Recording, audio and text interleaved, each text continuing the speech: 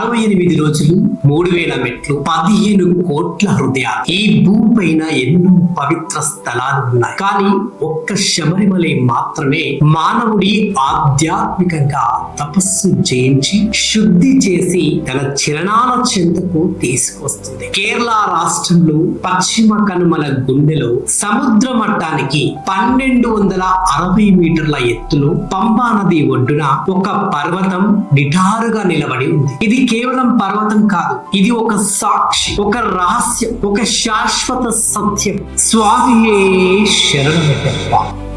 శబరిమలై చరిత్ర ఏది నిజం, ఏది అబద్ధం? సో ఈ విషయాలన్నీ మనం ఒక్కసారి శబరిమలై స్వామియే శరణమయ్యప్ప గురించి తెలుసుకునే ప్రయత్నం చేద్దాం. ముందుగా నా ఛానల్ ని సబ్స్క్రైబ్ చేసుకునే వాళ్ళు దయచేసి సబ్స్క్రైబ్ చేసుకోండి. శబరిమలై ఆలయానికి 1000 సంవత్సరాలకు పైగా చారిత్రక రికార్డులు ఉన్నాయని పండితులు చెబుతున్నారు. కేరళ రాష్ట్రం ఆర్కైవ్స్ లో దొరికిన తిరువిత్తయాంకూర్ రాజ్య రికార్డులు 15వ శతాబ్దం నుండి ఈ ఆలయం ప్రముఖ తీర్థ స్థలంగా ఉందని ధృవీకరిస్తున్నాయి. పందల రాజవంశపు రికార్డులలో అయ్యప్ప స్వామి కథ స్పష్టంగా లిఖించబడి ఉంది. 9వ శతాబ్దపు పందల రాజు మణికంఠన్ కథ అనే తమిళ మరియు మలయాళ గ్రంథాలలో మనుషుల రూపంలో అవతరించిన ఒక అసాధారణ బాలుని గురించి వివరంగా చెప్పబడింది. ఆధునిక పురావస్తు శాస్త్రవేత్తలు కూడా ఈ ప్రాంతంలో 8-9వ దశాబ్దాలకు చెందిన ప్రార్థన స్థలాల ఆనవాళ్లను కూడా కనుగొన్నారు. అంటే ఈ ఆలయ చరిత్ర కనీసం 1200 సంవత్సరాల పురాతనమైనది. కానీ అసలు కథ ఇంతకంటే లోతుగా కూడా ఉంది. అది ఏంటంటారా? అయితే అయ్యప్ప స్వామి జన్మ రహస్యం అసలు ఎంతవరకు నిజం, దీని గురించి మీకు తెలుసుకోవాలనుందా? అయితే ముందుగా సబ్స్క్రైబ్ చేసుకోవడం మాత్రం మర్చిపోకండి. ఎందుకంటే నా వీడియోస్ మీ దాకా చేరాలంటే డెఫినెట్ గా నా ఛానల్ ని సబ్స్క్రైబ్ చేసుకుంటేనే నా వీడియోస్ మీ దగ్గరికి వస్తాయి. ఓకే, సబ్స్క్రైబ్ చేసుకున్నారు కదా? సరే, కథలోకి వెళ్దాం. దివ్య జన్మ కథ అంటే పురాణాల ప్రకారం మహిషాసురు అనే రాక్షసి మహిషి బ్రహ్మదేవుని నుండి వరం పొందుతుంది. శివుడు మరియు విష్ణువు ఇద్దరి సంతానం తప్ప మరే శక్తి తనను సంహరించలేదని అది అసాధ్యమైన వరం. ఎందుకంటే శివుడు వైరాగి, విష్ణువు స్వతంత్రుడు. వారిద్దరికి కలిసి ఒక సంతానం ఎలా పుడుతుంది? కానీ అది విధి దారి తానే చేసుకుంటుంది. అది ఎలా అంటే విష్ణువు మోహిని అవతారం ధరించినప్పుడు సముద్ర మథనంలో అమృతాన్ని పంచే సందర్భంలో శివుడు ఆ దివ్య సుందర రూపానికి ముగ్ధుడయ్యాడు.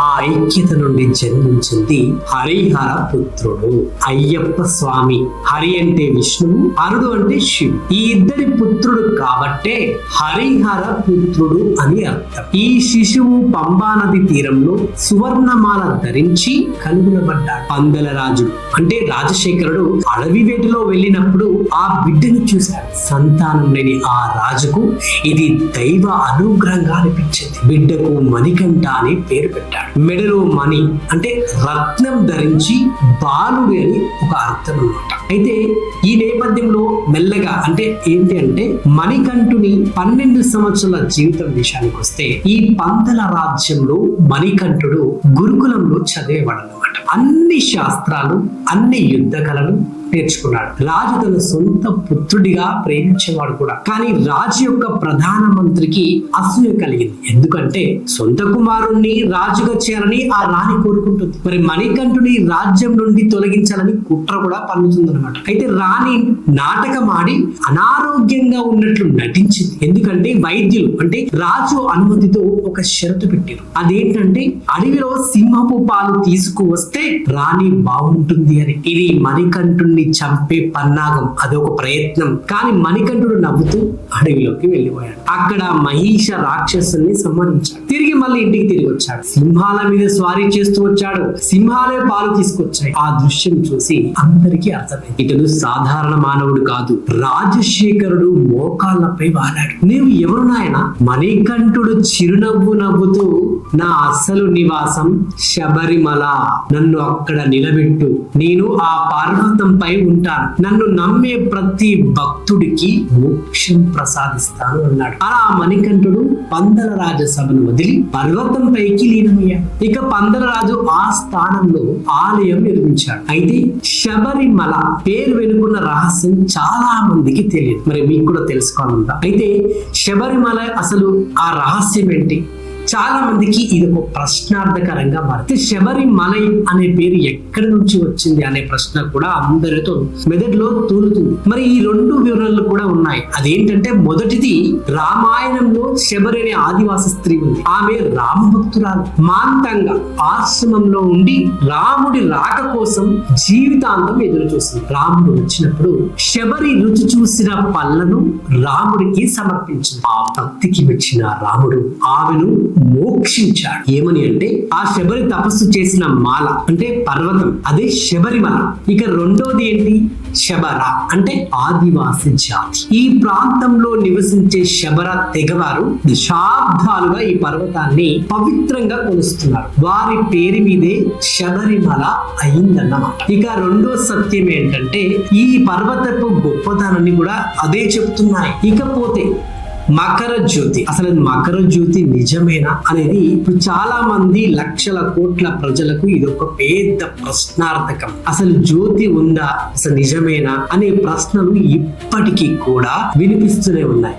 స్వామియే శరణం. మకర విలక్కు మహారహస్యం ఏంటంటే, ప్రతి సంవత్సరం మకర సంక్రాంతి అంటే జనవరి 14 లేదా 15 పొంతంబలం కొండపై ఒక జ్యోతి వెలుగుతుంది. ఇది మకర జ్యోతి. ఇది కనుచూపు మేర అడవిలో చీకటిలో అకస్మాత్తుగా వెలుగుతుంది. లక్షల మంది భక్తులు దీన్ని దైవ సంకేతంగా నమ్ముతారు. వివాదం మరియు నిజం 2010 సంవత్సరంలో కేరళ దేవస్య బోర్డు ఒక ప్రకటన విడుదల చేసింది. జ్యోతిని మానవులే వెలిగిస్తున్నారని, దీన్ని సాంప్రదాయ ఆచారంగా మాత్రమే చూడాలని చెప్పింది. ఇక ఈ వెల్లడి సమాజంలో తీవ్ర చర్చకు దారితీసింది. అయితే భక్తులు దీన్ని వేరేగా అర్థం చేసుకుంటారు. అదేంటంటే, వారి వాదన ఏమిటి కూడా మీకు తెలియవచ్చాలి. ఆ జ్యోతి వెలిగించే చెయ్యి కూడా స్వామి ప్రేరణతోనే పనిచేస్తుంది. ఒక పూజారి సరైన ముహూర్తంలో శాస్త్ర ప్రకారం సాంప్రదాయ పద్ధతిలో జ్యోతి వెలిగించడం, అది కూడా ఒక యజ్ఞమే అన్నమాట. అంతేకాదు, అదే రాత్రి ఆకాశంలో మకర నక్షత్రం కూడా కనిపిస్తుంది. మరి ఈ ఖగోళ సంఘటన మరియు భూమిపై జ్యోతి ఒకే సమయంలో సంభవించడం అనేక ఏళ్ల సాంప్రదాయంలో భాగం అన్నమాట. ఇది యాదృచ్ఛికమా లేక ఖగోళ శాస్త్రంలో కూడిన పురాతన జ్ఞానమా అనేది ఒక పెద్ద ప్రశ్నార్థకం. సమాధానం ఏంటంటే, రెండు కావచ్చు. ఆధ్యాత్మికత మరియు సాంప్రదాయం ఒకే నాణానికి రెండు వైపులు అన్నమాట. ఇకపోతే శబరిమలై ప్రసాదం అంటే అరటుడి దివ్య రహస్యం ఏంటి అంటే, ఈ అరటుడి ఆలయ ప్రసాదం శబరిమలై ఆలయ ప్రసాదం అంటే అరటుడి, నెయ్యి, బెల్లం, అరటిపండు, నెయ్యి, నారికేలం, ఎండు ద్రాక్ష మరియు యాలకులతో తయారు చేసిన మిశ్రమం. ఈ ప్రసాదం పాత్రలో పెట్టి మంత్రాలతో అభిషేకించి భక్తులకు ఇస్తారు. అయితే ఇందులో ఒక ప్రాముఖ్యత కూడా ఉంది. అదేంటంటే, మొదటిది ఆరోగ్య కోణం. ఈ ప్రసాద పదార్థాలు నెయ్యి, అరటిపండు, బెల్లం శీతాకాలపు కొండ వాతావరణంలో తీవ్ర అలసటతో వచ్చిన శరీరానికి తక్షణ శక్తి ఇస్తాయి. అంటే గ్లూకోజ్, ఫ్యాట్, ఆయుర్వేద గుణాలు ఇవన్నీ కలిసి మన శరీరాన్ని చలిలో రక్షిస్తాయి అన్నమాట. ఇక రెండో ఆధ్యాత్మిక కోణం ఏంటంటే, 41 రోజుల దీక్ష తర్వాత కఠిన నిష్ఠతో నడిచి వచ్చిన భక్తుడికి ఈ ప్రసాదం స్వీకరించడం తపస్సు పరిపూర్ణమైందనే సంకేతం అన్నమాట. ఇది నేను స్వామి చరణాలకు చేరాను అనే అనుభవం కూడా. ఇక మూడో కోణం ఏంటంటే సమత కోణం. ఈ ప్రసాదం అందరికీ సమానంగా ఇస్తారు. ఎందుకంటే రాజు అయినా రైతు అయినా కులం, ధనం, హోదా ఏది లేదు. అందరి ఒకే నల్ల దుస్తులు, ఒకే స్వామి సంబోధన. ఇది అయ్యప్ప తత్వం అన్నమాట. ఎస్, ఎగ్జాక్ట్లీ మీరు విన్నది నిజమే. ఇకపోతే ఇరుముడి కెట్టు భారం ఏమిటి అనేది ఒక పెద్ద ప్రశ్న. సో ఇరుముడికెట్టి భారం ఏమిటి, అర్థము అసలు దాని గురించి క్లుప్తంగా ఏంటి అంటే, ఇరుముడి 2 గదులు ఉన్న ఒక పవిత్ర సంచి అన్నమాట. ఒక్క ఇరుముడి లేకుండా 18 అంటే 18 మెట్లు ఎక్కడానికి అనుమతి లేదు. ముందు భాగంలో కొబ్బరికాయలు, నెయ్యి, నంబి నైవేద్యం అంటారు. అంటే ఇంకోటి వెనక భాగంలో యాత్రికుని వ్యక్తిగత వస్తువులు, రెండో భాగాలకు లోతైన అర్థం కూడా ఉంది. ఇక ముందు భాగం ఇది స్వామి కోసం, నా కోసం కాదు. వెనక భాగం నా జీవన భారాన్ని కూడా స్వామి పాదాల వద్ద వదిలిపెడుతున్నాను అని అన్నమాట. మానవుడు తన తలపైన స్వామికి సమర్పించే మొదటి భాగాన్ని మోస్తాడు, తన జీవ భారాన్ని వెనక మోస్తాడు. ఇక రెండో మోసే ప్రయాణం అదే తీర్థయాత్ర. 18 మెట్ల రహస్యం. ఈ మహారహస్యం ఏమిటంటే 18 మెట్లు 18 ఇది కేవలం మెట్లు కాదు, ప్రతి మెట్టుకు ఒక అర్థం ఉంది. పండితులు వివిధ వివరణలు కూడా ఇస్తారు. అయితే ఒక వివరణ విషయానికి వస్తే 18 పురాణాలు, 18 అడుగులు జ్ఞాన మార్గం అన్నమాట. ఇక మరొక వివరణ ఏంటంటే మానవ శరీరంలో 5 ఇంద్రియాలు ప్లస్ 8 రాగద్వేషాలు ప్లస్ 3 గుణాలు అంటే సత్వ రజన్ తమస్ ప్లస్ 2 అహంకారం అజ్ఞానం ఈక్వల్ టు 18. మరొకటి 18 సిద్ధులు. అగస్త్యుడు మొదలైన యోగులు అయ్యప్పను పూజించిన వారు ఏ వివరణ అయినా సరే ఈ మెట్లు ఎక్కడం అంటే తన అహంకారాన్ని ఇంద్రియాలకు తృష్ణలుగా వదులుకుంటూ స్వామి చరణాలకు పైగా ఈ 18 బంగారంతో పూయబడింది. 2003 సంవత్సరంలో ఒకసారి, 2008లో మళ్ళీ భక్తుల సమర్పణతో బంగారు పూత వేశారు. ఇది లోహపు మెట్లు కాదు, ఇది ఒక జ్ఞాన మెట్లు. ఇకపోతే పంబా నది పవిత్రత యొక్క మూలం ఏమిటి? చాలా మందికి పంబా నది యొక్క పవిత్రత, దాని మూలం చాలా మందికి తెలియదు. అయితే దీని మూలం ఏంటంటే పంబా నది శబరిమల యాత్రలో మొదటి పవిత్ర మజిలీ అంటారు. ఎస్, మీరు విన్నది నిజమే. ఈ నది ఒడ్డులో శబరి తపస్సు చేసిందని నమ్ముతారు. ఇక్కడ స్నానం అంటే శారీరక శుభ్రత మాత్రమే కాదు, మన మానసిక మాలిన్యాలకి కడుగుకోవడం. అంటే 100 కిలోమీటర్ల నుంచి నడిచి వచ్చినప్పుడు భక్తుడు పంబా నదిలో స్నానం ఆచరించి మనసు స్వచ్ఛంగా చేసుకుని పర్వతాన్ని ఎక్కుతాడన్నమాట. ఇక్కడ ఒక అద్భుతమైన జీవశాస్త్రీయ సత్యం కూడా ఉంది. అదేంటంటే అడవిలో వేలల్లో ఉన్న ఔషధ మూలికల గుండా ప్రవహించి ఈ పంబా నీరు అనేక ఆయుర్వేద గుణాలు కలిగి ఉంటుందని చాలా మంది పరిశోధకులు కూడా చెప్తున్నారు. ఎస్, మీరు విన్నది నిజమే. ప్రకృతి మరియు ఆధ్యాత్మికత ఒక సమయంలో పనిచేస్తున్నాయన్నమాట. చాలా మందికి ఈ విషయం తెలియదు, నాకు తెలిసి దీని తర్వాత అందరికి తెలుసు. ఇక వావర స్వామి, హిందూ ముస్లిం ఐక్యత. ఎస్, అసలు మీరు ఇది ఎక్కడైనా చూసారా? ఒక హిందూ ముస్లిం, ఒక హిందువులు ముస్లింలు అందరూ వచ్చి ఒక దేవుడికి మొక్కడం ఏంటి? ముఖ్యంగా మన హిందువులు వచ్చి ముస్లిం దేవుడికి మొక్కడం ఏంటి? ఈ శబరిమల యాత్రలో ఒక అద్భుతమైన ప్రత్యేకత ఉంది. అదే పంబా నుండి శబరిమలకి వెళ్లే దారిలో వావర్ పల్లి, వావర్ మసీద్. వావర్ అనే అరబ్ వ్యాపారి అయ్యప్ప స్వామికి మిత్రుడు, రక్షకుడు కూడా. ఆయన ముస్లిం అయినా అయ్యప్ప స్వామి దేవరాన్ని రక్షించే సేనానిగా వావర్ స్వామి హిందూ భక్తులు పూజిస్తారు. ఆయన పూజిస్తారు. ఇక శబరిమల దర్శనానికి ముందు వావరపల్లి వద్ద ప్రార్థన చేయడం సాంప్రదాయం. ఇక్కడ హిందువులు మసీదులో ప్రార్థిస్తారు. ఇది ఏ ఇతర తీర్థ స్థలాల్లోని లేని ప్రత్యేకత అన్నమాట. అయ్యప్ప స్వామి సందేశం ఏంటంటే, నేను ధర్మానికి సంబంధించిన వాడిని, మతానికి కాదు. ఇకపోతే 41 రోజుల దీక్ష, తపస్సు యొక్క శాస్త్రం ఏంటి అంటే 41 రోజుల దీక్ష చాలా మందికి తెలియదు. ఎందుకు చేస్తారు ఏంటంటే కేవలం మాల వేసుకుని మాత్రమే తెలుసు. శబరిమలకి వెళ్లే ముందు 41 రోజుల మండల దీక్ష చేయడం ఆచారం. నల్ల దుస్తులు అంటే ఏ రంగు వేరు చేయని అన్నిటినీ కలుపుకునే నల్ల రంగు, అహంకారాన్ని చంపే రంగు. తాను ఒక స్వామి సేవకుడు అనే భావన, స్వామి సంబోధన అంటే ఒకరినొకరు స్వామి అని పిలుచుకోవడం. ఎందుకంటే ప్రతి మనిషిలో దైవం ఉందని నమ్మకం. నీలో ఉన్న స్వామికి నమస్కారం అని చేయడం. మరొకటి ఏంటంటే తులసి మాల మెడలో ధరించడం. మాల ధరించిన మనిషి అయ్యప్ప మనిషి, ఇతని పట్ల ఎవరు హింస చేయకూడదు, ఇతడు ఎవరిని హింసించకూడదు అని అర్థం. ఇక ఒంటె భోజనం, సాత్విక ఆహారం అంటే ఉల్లిపాయ, వెల్లుల్లి, మాంసాహారం లేదు. ఇంద్రియ నిగ్రహం, శరీరాన్ని మనస్సును ఆత్మ నిర్దేశిస్తూ ఉపయోగిస్తుందని ఒక ఆహార పద్ధతి చెప్తుంది.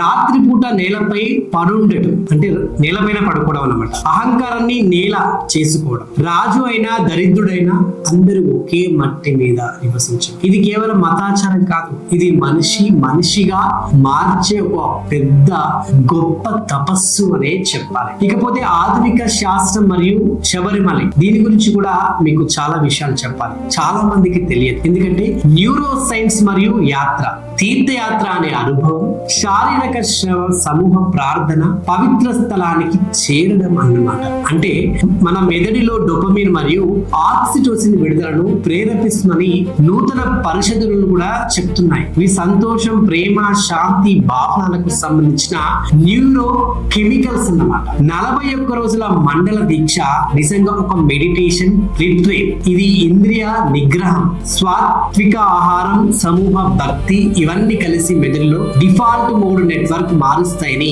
న్యూరో సైంటిస్టులు కూడా అంటున్నారు. అంటే మనిషి తన నేను అనే అహంభావం నుండి విముక్తి పొందుతాడు. పురాతన ఋషులు ఇదే చెప్పారు, అది వేరే భాషల్లో చెప్పారు కూడా. ఇకపోతే స్వామి దర్శనం. 18 మెట్లు ఎక్కిన తర్వాత చీకటిలో, చలిలో, అలసటలో ఒక్కసారిగా వెలుగు కనిపిస్తుంది. స్వామి విగ్రహం, బంగారు ఆభరణ, శాంతంగా కరుణంగా చూస్తున్న కళ్ళు. ఆ క్షణంలో 100 కిలోమీటర్ల నడక, 41 రోజుల తపస్సు, 18 మెట్లు, అన్ని కష్టాలు అన్ని ఒక్కసారి కరిగిపోతాయి. కళ్ళు చెమరుస్తాయి, గొంతు పెగలదు, హృదయం మాత్రం మరుస్తుంది. స్వామియే శరణమయ్యప్ప. ఇదే శబరిమల, ఇదే దాని రహస్యం. మనిషి తన అహంకారాన్ని, తన భయాలను, తన లోభాలను అడవిలో వదిలిపెట్టి శుద్ధమైన హృదయంతో స్వామి చరణాలకు చేరినప్పుడు ఆ అనుభవమే మోక్షం అన్నమాట. ఇక చివరిగా నేను చెప్పాల్సింది ఏంటంటే, శబరిమల పర్వతం చిన్నదవుతుంది కానీ అది హృదయంలో చాలా పెద్దదవుతుంది. శబరిమల చరిత్ర అడిగిన వారు, చరిత్ర అంటే రికార్డులు మాత్రమే కాదు, ప్రతి సంవత్సరం 1.5 మంది అనుభవించే సత్యం, అది కూడా చరిత్రే. ఇక జ్యోతి నిజమేనా అని అడిగిన వారు, నిజం అంటే కేవలం కంటికి కనిపించేది కాదు, మన హృదయానికి అనిపించేది కూడా నిజమే. అయ్యప్ప జన్మించాడా అని అడిగారు చాలా. పురాణం అంటే అసత్యం కాదు, అది లోతైన సత్యాన్ని కథ రూపంలో చెప్పే జ్ఞానం అన్నమాట. ఇక శబరిమల రహస్యం ఏమిటంటే, అక్కడ మనిషి మారుతాడు, అది మాత్రం దశాబ్దాలుగా మారలేదు. ఎస్, మీరు విన్నది ఇదంతా నిజమే. ఇక చివరిగా నేను చెప్పేది ఏంటంటే, తత్వమసి, నువ్వేం అతడివి, అతడే నువ్వు. స్వామియే శరణమయ్యప్ప.